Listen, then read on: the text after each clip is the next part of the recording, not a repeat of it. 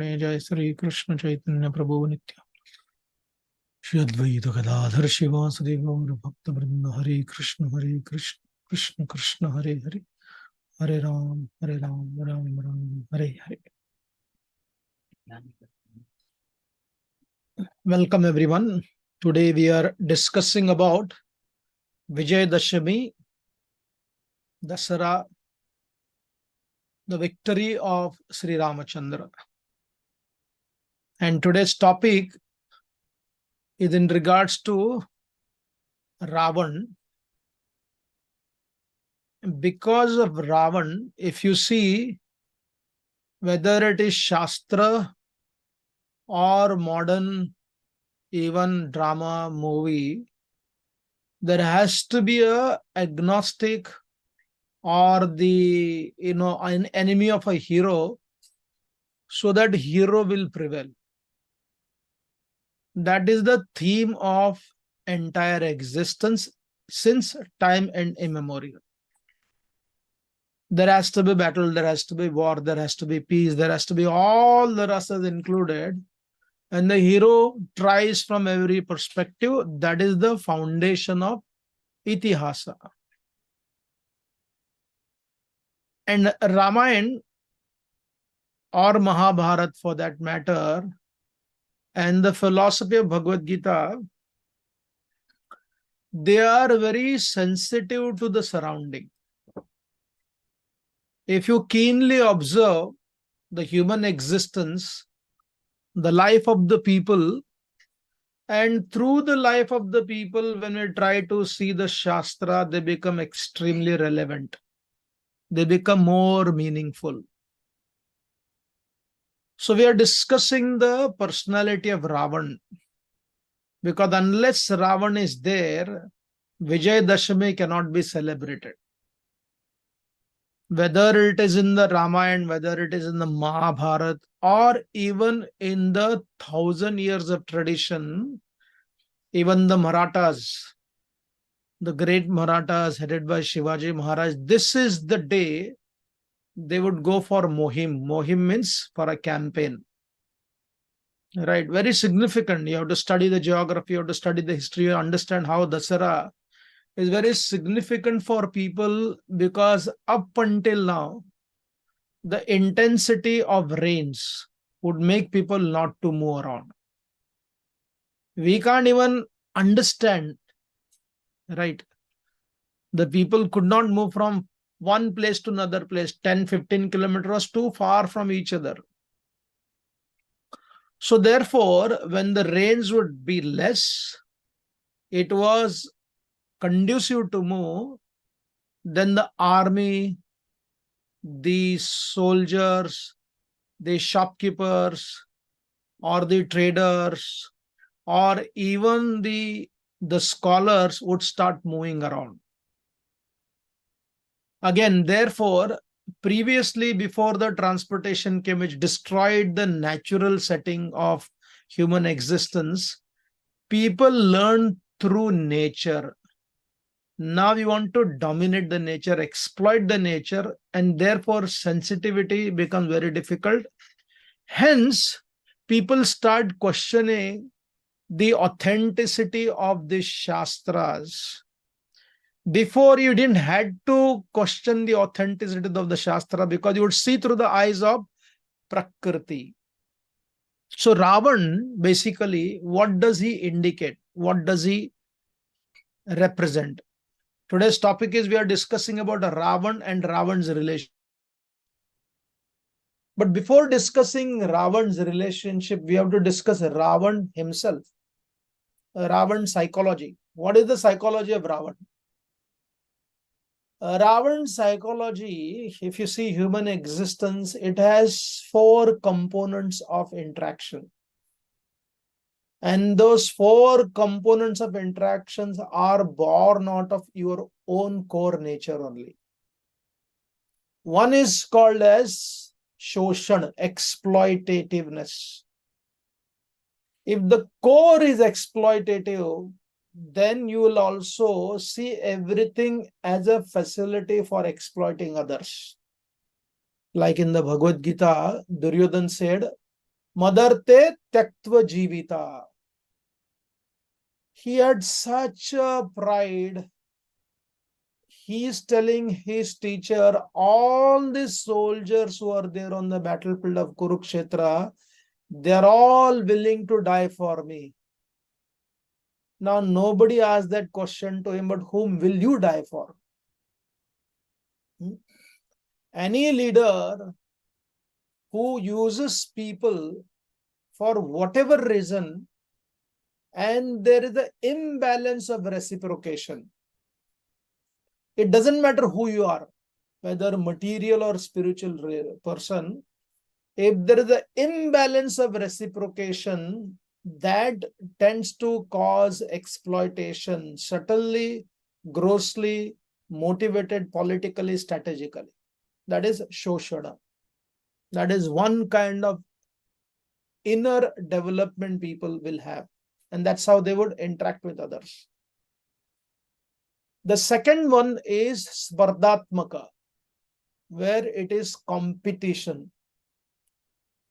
You are not interested in destroying everybody, but you want to always prove superior towards others. You want to win always, right? You want to be a champion. But however means, you may not, competition and exploitation, they are almost close to each other, but there is some guilt feeling if it tends to go towards exploitation, right? Karna falls into that category of competition, always looking towards Arjun, want to prove better than him.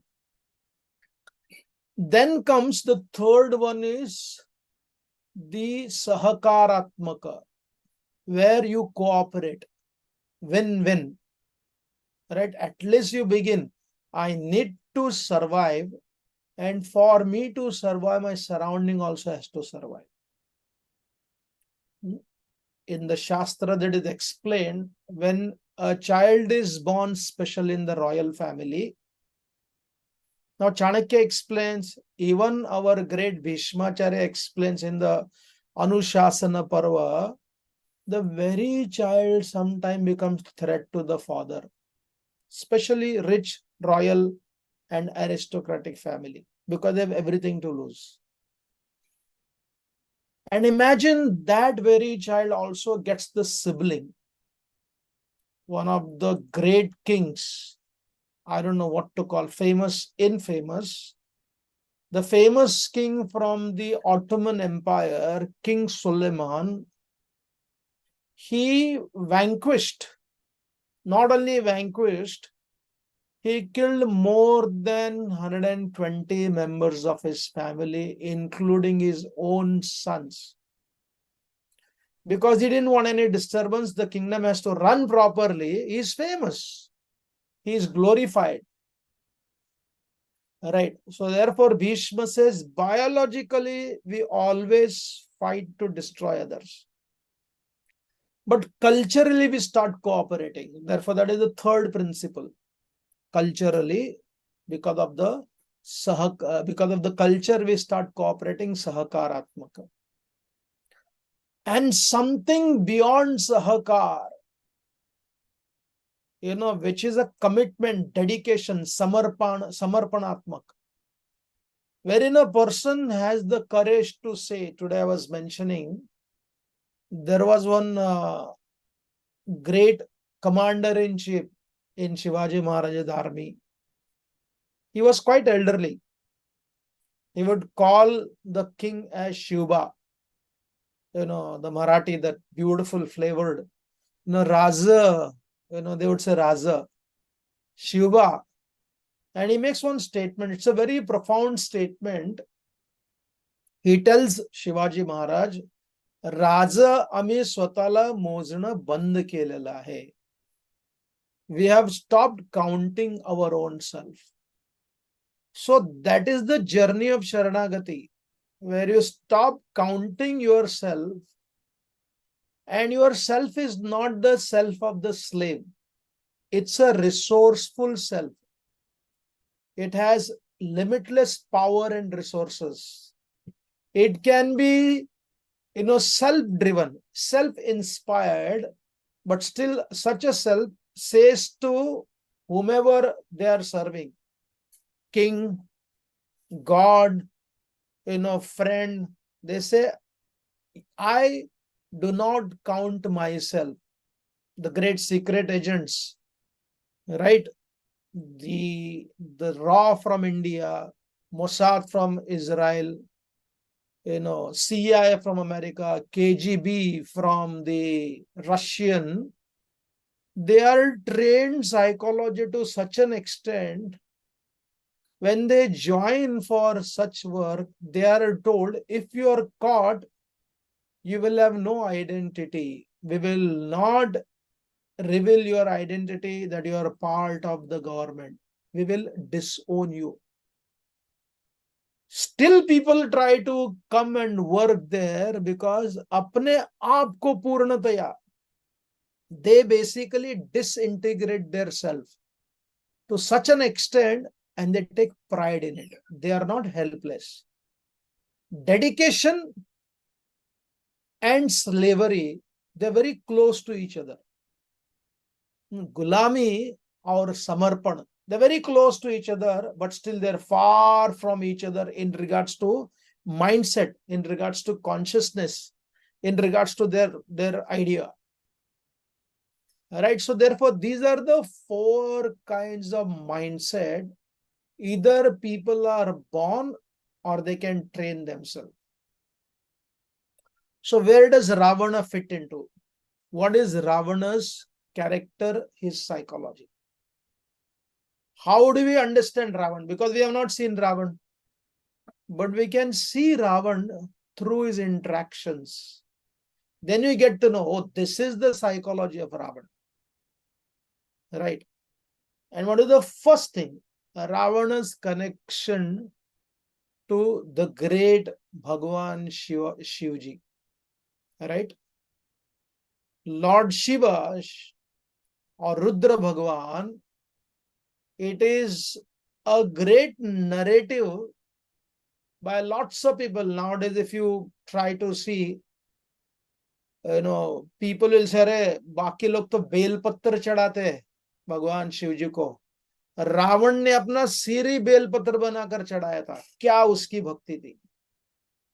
Maybe about 15-20 years ago in Mumbai, there were billboards saying that Ravan के शक्ति को देखा परंतु रावण के भक्ति को नहीं देखा. रावण महान भक्त थे. Again, when you see Ravana's bhakti, then you realize actually Ravana's bhakti is nothing but self-glorification. Using everybody, whether it is God or Devatas or his own family member, Ravana was a self-obsessive personality. He was a narcissistic personality. So therefore, when he came to Kailash, he wanted the Atmalinga. Shivalinga is non-different from Lord Shiva. He had the daring to ask for the Shivalinga, and some of the folk tradition also mention he also asked for Parvati. Imagine somebody, and it is not surprising because now who is Mother Sita? Sita Devi is goddess of fortune. She is the source of all the queens. And Ravan dared to kidnap Sita Devi. Shishupal, Ravan, they didn't consider this is not, cannot be touched. You can't even imagine. You can't even think. But Ravan basically tried to kidnap Sita Devi. So it is not surprising for us to understand that Ravan coming and asking Lord Shiva, Bhagavan Shivji, that I want this and I want Mother Parvati. Not surprising. Therefore, Shivaji, Ravan is an embarrassment for Bhagwan Shivji, right? Where you are trying to be so self-absorbed, जिनकी आप पूजा कर रहे हो, those deity whom you are worshiping, you want to extract as much as possible. You don't tell, oh, he studied the Vedas, he has this book, that book. That is the knowledge what he had. Knowledge does not necessarily make you refined. Right? Chanakya Pandit explains Nietzsche, one who is Nietzsche. We are not talking Nietzsche from the birth perspective. Nietzsche means their mentality perspective. When you give knowledge to Nietzsche, that is counterproductive, just like some of the terrorists learn the art of flying in America. And where did they fly? They flew to the Pentagon. They flew to the Twin Towers. And they became responsible for the death of hundreds of people. So, if you want to appreciate Ravana's bhakti, then you should know the entire story of Ravana's devotion. Even someone, what is the Ravana's tendency? Even someone, when they come to deities, when they come to the temple, right? The very interesting part is Prakriti has provided with all the resources for people to be self-sufficient. You don't have to come to God for asking, मुझे ये चाहिए, मुझे वो चाहिए. उसकी आवश्यकता नहीं है. If you are a little smart, you follow the Shastra, work properly, you have everything at your disposal. I think one time I mentioned the Greek philosopher before Christianity.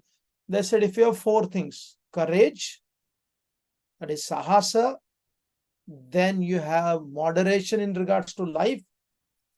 Third, if you have wisdom, and fourth, you have justice, you can be successful beyond your imagination, because Prakriti for them is non-different from the energy of God. Everything is there. So why do I come to God? I come to God to simply offer my kritajnata, gratitude, right? We offer that gratitude. And if there is some missing point after all my efforts, so they can actually give us that support to grow nicely. Read in the Bhagavad Gita 18th chapter. Therefore, anyone who comes to deities and they say, God, give us our daily bread. You may not ask for God, give me daily bread. God, give me better position than somebody else. It's okay. Asking that is also not a problem. It's natural to ask from somebody superior. But making a claim, forcing it, when it is not fulfilled, becoming angry, it is nothing but the legacy of Ravana only, self-obsessed personality. That is Ravana's devotion. Then comes Ravana's marriage. Now, Ravana, when Hanumanji saw Ravan first time in the palace, Hanumanji was shocked. There were hundreds and hundreds of women. And Ravana, he was not into live-in relationship. All of these women were married by Ravana. And the interesting part is, the question is raised, what did he kidnap all these girls? Not necessarily. Many ran away from their own home to be with Ravan while knowing that he will not exclusively love me. It didn't matter to them. He is very powerful. I don't mind becoming his 15th wife. I don't mind becoming his 16th wife. I don't mind becoming his 18th wife. It is not only Ravan, sometimes crazy when somebody was telling one of the famous actor, when he came to one place in South India, a Hindi actor comes to South India, and the hotel where he had stayed, there were so many girls standing outside, crying, weeping, wanting to have his, glance. Huh? In fact, in the Jyotish Shastra, it is explained, very interesting, when you make celebrities as your heroes, in your heart or in your wall, your identity is completely destroyed. So Ravan had the power to destroy somebody else's identity except one wife. That was Mandodari. Ravan did not respect Mandodari, but he couldn't, disregard her commitment. Right? He insulted her, he ridiculed her, but he knew her commitment. And therefore, when Mandodari tried to tell Ravan about the consequences of kidnapping Sita Devi, he was livid, he was angry, he was upset, he didn't want to hear that. And therefore, Ravana, in regards to Mandodari, he basically was impressed with her, but he could have never been satisfied respecting his wife. She was also a slave for him only. She could never become a friend. She tried to, but she could not. And therefore, when Ravan was dead, Mandodari comes to that place and she makes a profound statement. She says, Ravan, she's crying tears, because she's committed to the concept of relationship, even though she was very clear that he doesn't deserve. He's not qualified. He's not a dharmic person. But the marriage itself is dharma. विवाह धार्मिक है, परंतु मेरा पति धार्मिक ने उसको बहुत अच्छा से समझती थी. So she respected the process and the sanskar of marriage while knowing very clearly that my husband doesn't represent that. So when she came to see Ravan's dead body, she's crying. But she also chastises Ravan, saying that you are not killed by the arrows of Ram, but you are dead by the tears of Mother Sita. Therefore, Manu explains, when you offend someone, very powerful personality, when you make them cry, you drown in their very tears. The lesson is, I was telling somebody, that don't unnecessarily cry.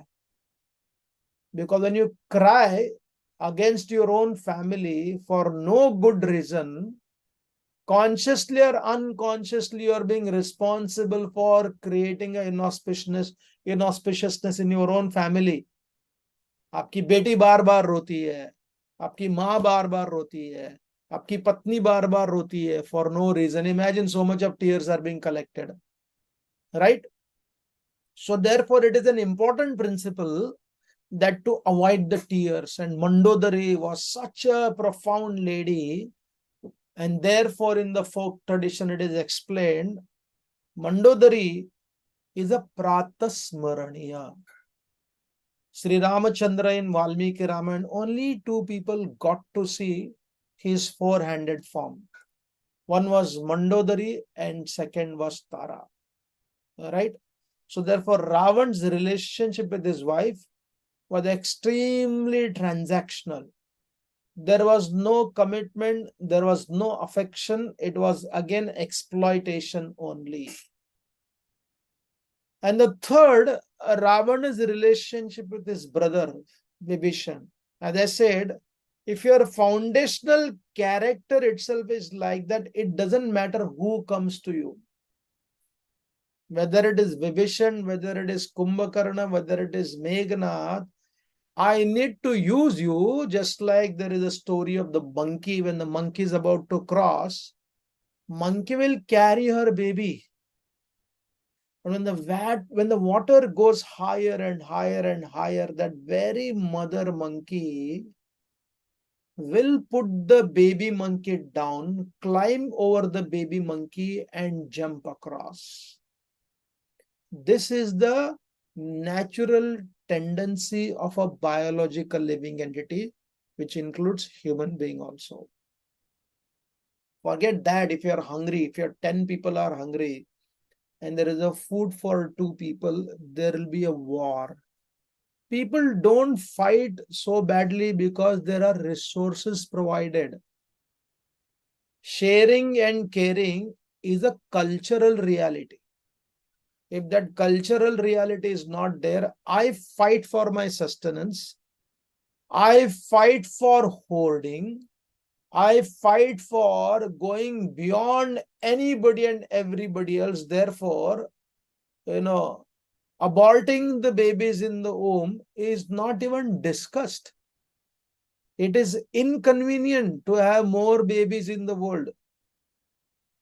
Right? So Ravana represented that consciousness. So therefore, with Vibhishan,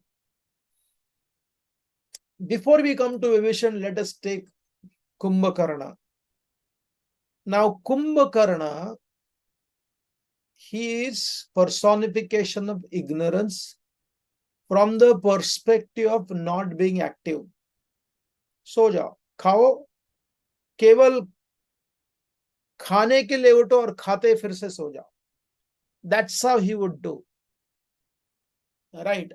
So Ravan, when he was losing the battle, he forced his soldier to wake up Kumbhakarna, knowing very well if you wake up Kumbhakarna untimely, he will be killed. But he didn't care. He said, Usko hataao, I need him. And they go to wake him up. Right, after so much of difficulties, they come to him, they wake him up, he comes to Ravan, he chastises Ravan, basically. Kumbhakarna is like a Vikarna only, chastises, did you ask us before doing what you have done? But Ravan is upset, how can you ask your brother like this? You go there, fight against Ram. And Kumbhakarna, knowing very well his destiny, being loyal to his brother, Madarte Taktva Jivita, willing to die for Ravan, but Ravan would not. And certainly before he was killed, he told his brother Vibhishan, he said, my dear brother, move away from me. Don't come closer to me because it is not wise on my part to kill you. Because if I kill you, there will be nobody to perform our Shraddha Karma. You stay away. You need to do this. Right? So Kumbhakarna was killed because of Ravana's extreme degree of self-obsession. Therefore, reflect upon this. My identity is responsible. I want to grow at the cost of not allowing others to grow. If that is the principle, a spark of Ravan is there in us. And Vibhishan, for that matter. Right? Now, Vibhishan was such a well-wisher. He had no fear of speaking the truth. He was a blunt speaker of the truth, just like Vidura in the Mahabharata. But the problem is, when you speak the truth,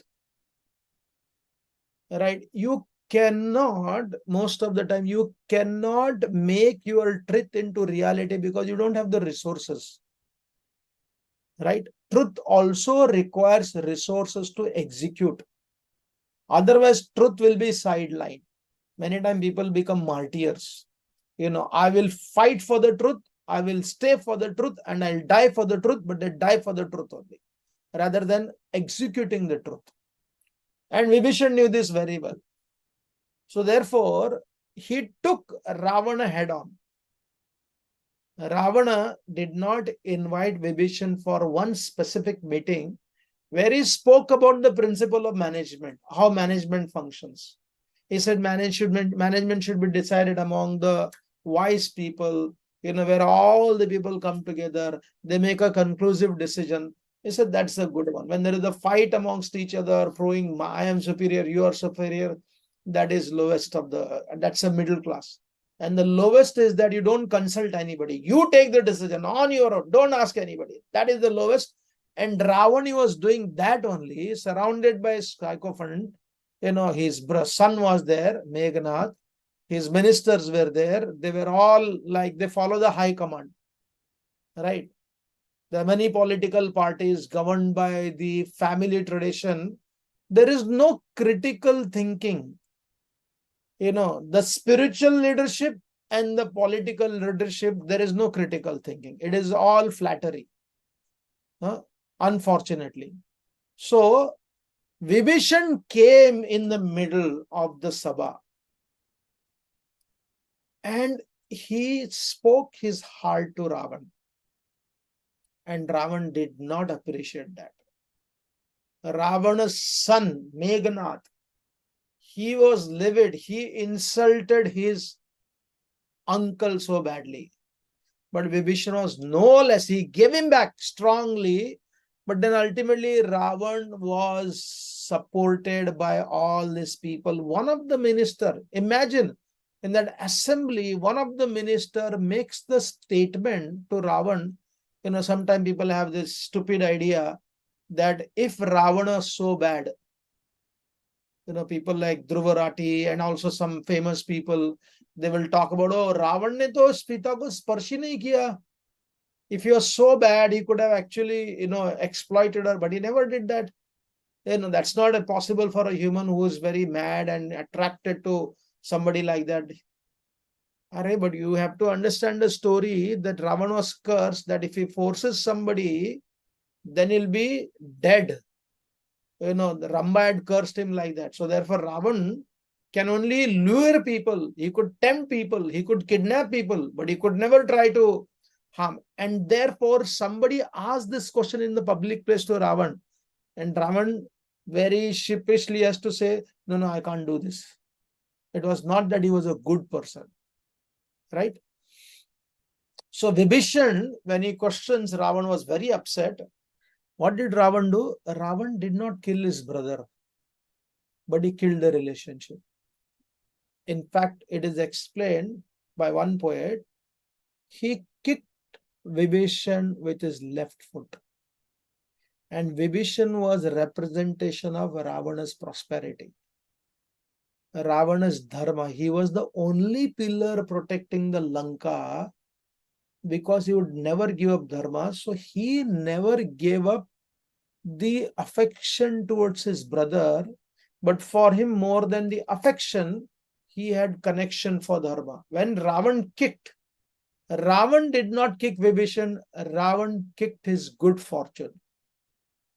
And Vibhishan did not play victim card. He said, okay, I have given up my relationship. I didn't give up. He has given up. I need to look for some support and shelter. And he jumped into Sri Ramachandra's camp. And the relationship between Vibhishan, his Sharanagati, and his approach to Sri Ramachandra, and the consequent discussion between Sugriva, Hanuman, Jambavan, Angada is one of the most profound concepts in Valmiki's Ramayana. In fact, many consider Vibhishan Sharanagati is the heart of Ramayana, and Draupadi Sharanagati is the heart of Mahabharata. And what kind of Sharanagati? That Sharanagati is not giving up relationship. That Sharanagati integrating the relationship. He comes to Ramachandra, and only because of Vibhishan, Ravana in his death got the final rights. And Sri Ramachandra tells Vibhishan, this is the beauty of Ramayana. Right? What is the beauty of Ramayana? It didn't matter how bad Ravana is. It didn't matter how nonsense he was, but because ultimately Ravana is full of knowledge, full of bliss, full of eternity originally, and he is a Vaikuntha-vasi, trying to transform him was the stubbornness of Sri Ramachandra. That is what Vijayadashmi is. Vijayadashmi is not necessarily victory of Sri Ram.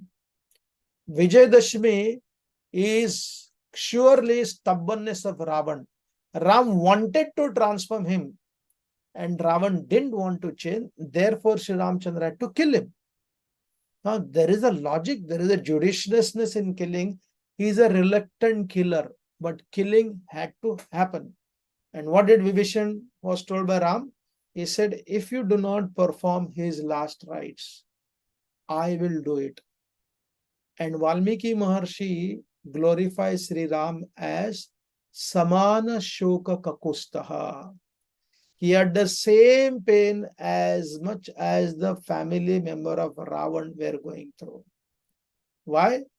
Because crime and a criminal are two different things. A terrorist does not make any distinction. And the soldier has the power and courage to shoot and kill, but even while doing, he understands that he must be having a family. He has a feminine aspect also, but he also the aspect of giving justice. So we should never compare a terrorist and a soldier on the same line. There are two different breeds altogether. Ravan was a terrorist, and Sri Ramachandra was the one who terminated all these terrorists. Therefore, Astra Shastra today in Dusshera, people also do Ayudha Puja. Originally, they used to do Ayudha Puja only, right? Of course, because everything is a Upakarana, it's a very profound festival, right? Wherein everyone, whatever they use for the growth of their family, their community, their business, वो सबको उसमें they see divinity. उसमें गौरव को देखते हैं, उसको पैर से छूते नहीं है. They don't touch with their foot, they don't kick their camera, they don't kick their phone, they don't kick their bat, they don't kick their ball, they don't kick, none of this. They hold it. Even while climbing the tree, a farmer will touch the tree and offer obeisances, right? That is the expansion of Shakti. And therefore the Pandavas also today, they were the one after 13 years, 1 year incognito, where they did not use the weapon. Imagine after 1 year, you are going up to that Shami tree. Arjuna brings down his weapon, and he was going to use those weapons for the right cause. Therefore, Shastra was used by Sri Ramachandra. At the same time, Sri Ram was telling Vibhishan, perform his last rites. That is his relationship with Vibhishan. And then Ravana's relationship with his son. In the Mahabharata, very interesting part is spoken by Dushyanta Patni Shakuntala. What she says is that what is the Atma of the father? So she says in regards to Bharat, she said, Bharat is your extension, is your very Atma. वो आपका आत्मा है, not आत्मतुल्य, आपका आत्मा ही है. Your very Atma has manifested externally. He will be greater than your valor also. So this Meghnad, his name was originally Meghnad. He was बाप अगर शेर है तो बेटा सवा शेर था. Sher is not lion or a tiger. Sher is a basically measuring instrument. Right. So Meghna was a son who was full of limitless arrogance. And whenever he exhibited his arrogance, Ravan could see his own self.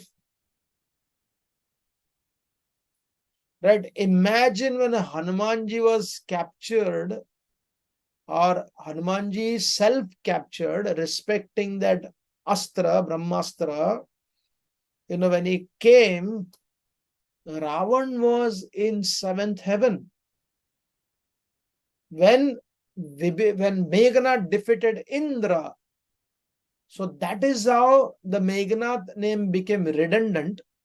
Indrajit became his name, and it was over amplified by a father for the achievement of his son, which is not significant. Eventually, जो जितेंद्रिय है, right? Meghnad was Indrajit, but Lakshman was a Jitendriya, right? So that Jitendriya Lakshman destroyed Meghnad, and when Meghnad was killed, it's very interesting. The Kapi Sena, they burnt Lanka second time also. Celebration किया उन्होंने. Kapi है ना, right? They will celebrate in their own way, but their celebration was not at the cost of destroying the person who had such an ego. So that is Indrajit. And then Surpanakha. There was one person in Ravana's life whom he basically couldn't handle. She couldn't, it's not that Ravan couldn't kill her, but she was so fierce. She had the foul mouth. She would come in the palace when Ravan is holding the meeting, right? And she could speak anything and everything to Ravan, chastising him, blasting him, giving him a wrong information, talking about Ram's coming and saying that, what are you doing? He has got such a beautiful woman between the two men. Imagine, she tries to create the temptation in Ravan, and what a blasting she gave to her brother for not knowing anything. He said, go and attack him. Right? When our Ravan came, after one of the soldiers told him to Maricha, Maricha sends him back. He said, don't try. I know who Ram is. But when Surpanakha comes and gives her NDTV news, Surpanakha is known for twisting the news to such an extent, you'll be aghast. And she convinces Ravan to come back. And this person, Maricha, said, who is your enemy, my dear Ravan, who has brainwashed you to put your very existence in the mouth of death? He said, you cannot. But Ravan threatened him. He said, if you don't listen to me, I will kill you. Imagine the power of Surpanakha. Ravan would not listen to Mandodari. Ravan did not certainly listen to Vibhishan. Ravana did not care to hear from Kumbhakarna. And all the ministers were meant to simply say, yes, sir, yes, sir, yes, sir. Right? And his son was an extension of his own self. But this Surpanakha had the power to shake Ravan and to speak in the public place. Why? Because it is explained also in one of the battlefield. Pejor Swami explained, I have not read in the Ramayana, but it is there in some other, the extension of the stories, that Ravan in one of the battle, he killed the wife of Surpanakha by accident, a husband of Surpanakha. And when she learned that my husband is killed, it's not that she had a great affection for her husband, but she used this opportunity. Like sometime when an accident takes place, when somebody gets killed, the people who have lost their family member, they are crying, no doubt, but they start using this as an opportunity to make money out of those people who were responsible for an accident. Death को एक instrument बना देते. They make death as an instrument to extract as much as wealth as possible. So when Ravana's brother-in-law died, Surpanakha said, this is the best opportunity. So she harassed Ravan to such an extent, so Ravan had to give her limitless freedom in Janasthana and in the area of Panchavati to cause unlimited mayhem. And she used Khara Dushana for her assistant, having thousands of soldiers whom Sri Ramachandra killed in 40 minutes. Right? And he had told Surpanakha, find anybody you want. So Surpanakha basically started living a reckless life. She wanted a husband in front of Ravan, but she wanted such a reckless life and should always play this card. And Ravan only plays he was weak to the wrong person who was basically a female version of Ravan only. But without taking all that trouble, conquering. He said, I conquer my brother only. He will let him conquer everywhere, but I will conquer. That is the power of media, right? And that's what she represented. Twisting the news, controlling people, shaking Ravan. And therefore, our Sri Ramachandra, what he did, he told Lakshman, uska kaan kaat do. Right, uske naak ko kaat do. So she had to be punished. So these are certain relationship of Ravan, in small portion, whatever we discussed.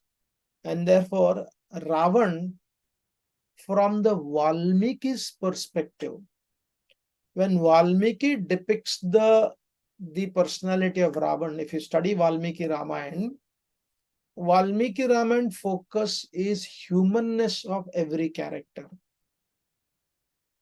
He doesn't get into saying that, oh, Ravan was Jai Vijay, Ravan is Jai Vijay, Ravan is Jai Vijay. He was a good person. He was a great scholar of the Shastra. He wrote book on this. That does not become prominent presentation in Valmiki's Ramayana.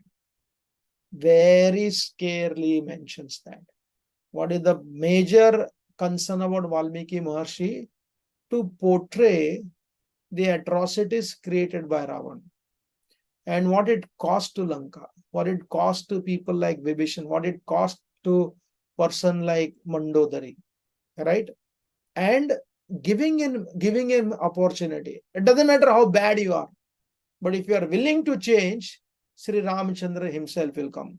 So if you want to hear the praise of Ravan, we don't have to exaggerate. We don't have to say, oh, kitna mahan tha Ravan. No, we don't. We have very Sri Ramachandra and our Hanumanji, including Mother Sita, understanding. I will conclude with that. When Ramachandra saw Ravan first time, he has kidnapped his wife, caused immense separation. When Lord Ramachandra saw, he saw the talent in Ravan. He saw the power to rule in Ravan. And therefore, Lord Ramachandra had an exclamation, wow. Right? So Ram saw it. But Ram did not create a book. अरे रावण के शक्ति को देखा परंतु रावण के भक्ति को नहीं देखा. मिनिस्कुल था वो.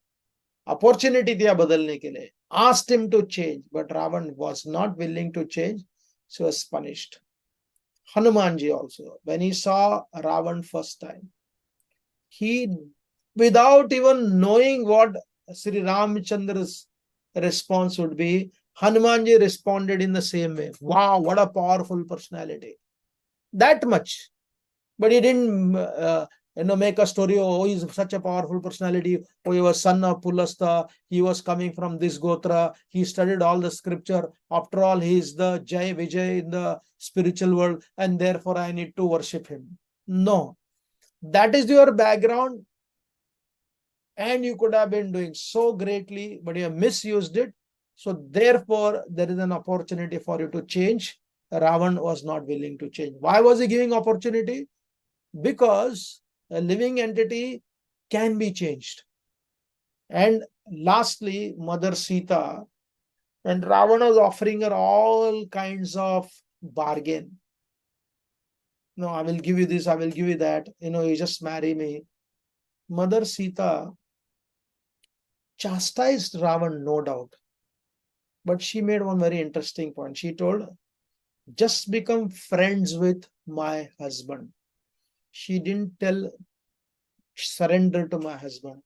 She said, extend yourself as a friend of Sri Ram and you see the change. Knowing his power, knowing his position, knowing his ego, rather than telling him to surrender, Mother Sita was so sensitive in her presentation careful in her presentation on the behalf of her husband.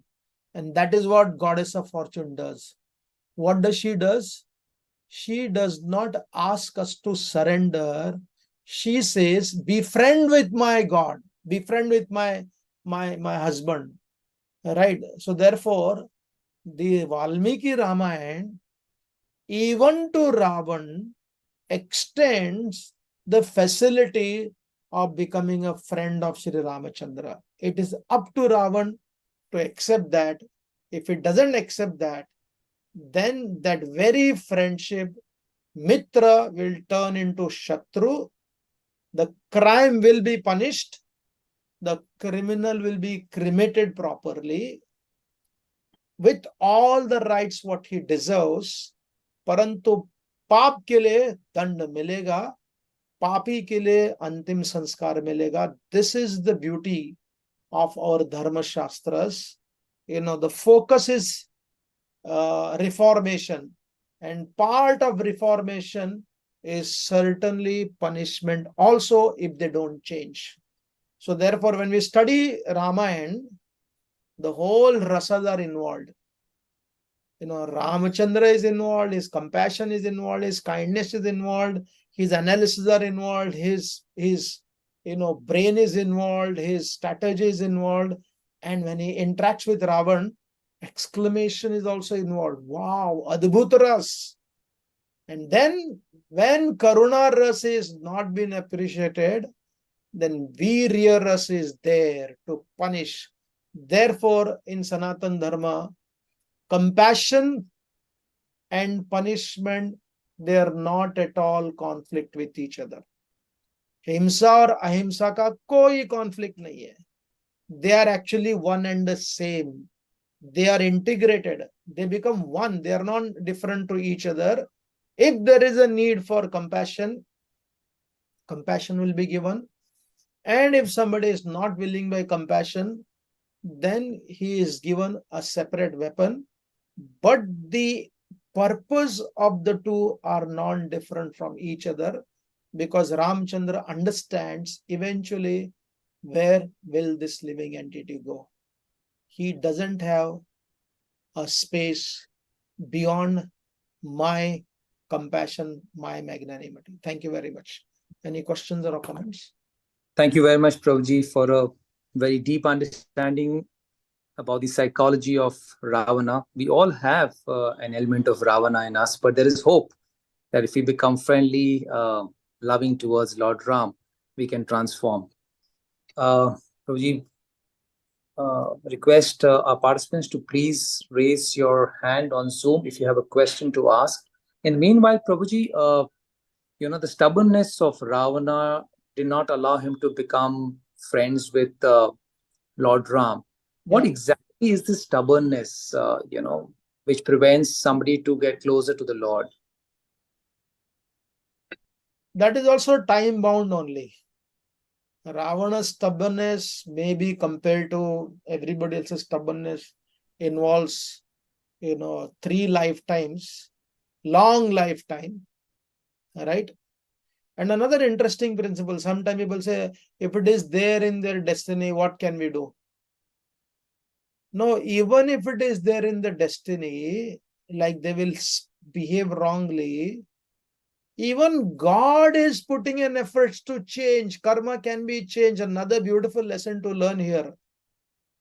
People should not say, oh, what can be done? This cannot be changed. No, even if it cannot be changed, you try to work hard for undoing it. Because that is what Sri Ramchandra is saying. That's what Krishna spoke in regards to changing Duryodhana. And the best part is today, when our Pandavas, when they came for incognito for 1 year, Yamaraj gave them the benediction. This was just after the Yaksha Prashna. What was the benediction? Very, very fascinating. Yamaraj gave benediction, even if you walk around anywhere like this only, nobody will be able to recognize. That is my benediction to you. You think Pandavas took it, lightly and casually? Oh, now nobody can recognize us.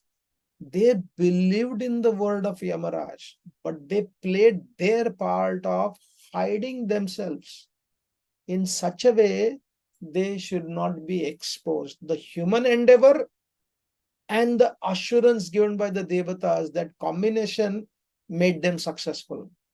So therefore, Ravana's stubbornness is teaching us it is short-lived. At the same time, those who are supposed to be their mentor, their parents, they should never give up their efforts of trying to change people, trying to transform people. One of the, if you have to say anything about Kali Yuga, one of the greatest tamasic statement people do, अरे तो कलयुग है, इसको क्या कर सकते हैं. This is one of the asattvic, adharmic statement you could ever make. So therefore, that is the lesson we can learn. That Ravana was stubborn, that is there, but Ram was greater in regards to trying to change. That is what we can learn from this story. Thank you very much, Prabhuji. It's very hopeful and reassuring. I don't think we have any more questions, Prabhuji. Yeah. Is there anybody who'd like to ask any question? So we'll stop here. Thank you very much. We will meet again next Tuesday to discuss the glories of Lord Ram. Somebody asked, there's no question here, chat? No, Prabhuji, there's no.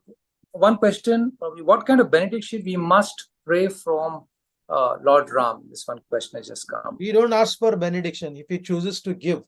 We ask for service. Again, as I said, that if you be smart and understand the resources are there, Prakriti is full of limitless resources. Learn from it, utilize those resources, and offer gratitude to Ramachandra to become one of his warrior. Thank you, and we'll stop here. Thank you very much, Prabhuji. We meet next Tuesday to discuss and meditate on Diwali.